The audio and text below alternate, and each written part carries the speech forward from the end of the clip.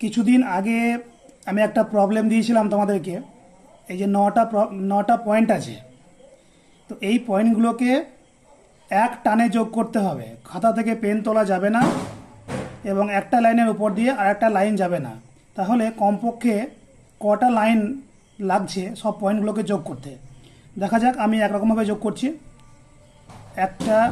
একটা লাইন, দুই, দুটো, তিন, চার, পাঁচ।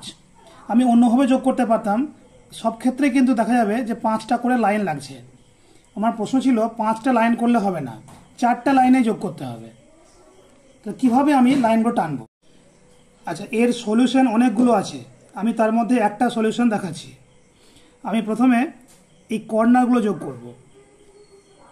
এখান থেকে এই একটা লাইন হলো, এবার আমি এদিকে যাব, দুটো হলো। আচ্ছা, এখানে কিন্তু স্টপ করলে হবে না, এটা একটু বাড়াতে হবে, কারণ যেহেতু লাইন আমি বাড়াতেই পারি, এই পর্যন্ত বাড়াবো। মানে এইটা যেন এইটার সঙ্গে সমান হয়, মানে এই দিকে টানলে এই দুটো পয়েন্ট ধরা পড়ে যাবে। তাহলে একটা হলো, দুটো হলো, এবার এইটার সঙ্গে এই গিয়ে আরেকটু বাড়িয়ে দেবো, এই পর্যন্ত বাড়াবো যাতে করে এই দুটো ধরা পড়ে। তাহলে একটা লাইন, দুটো, তিন, এর উপর থেকে নিচের দিকে নামবে, এই 4।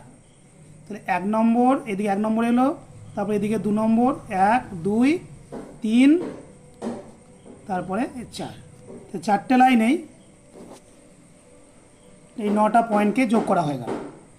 আরও অনেক সলিউশন পাওয়া যাবে, তোমরা চাইলে ইউটিউবে দেখতে পারো। এর নাম হচ্ছে 9 ডট প্রবলেম।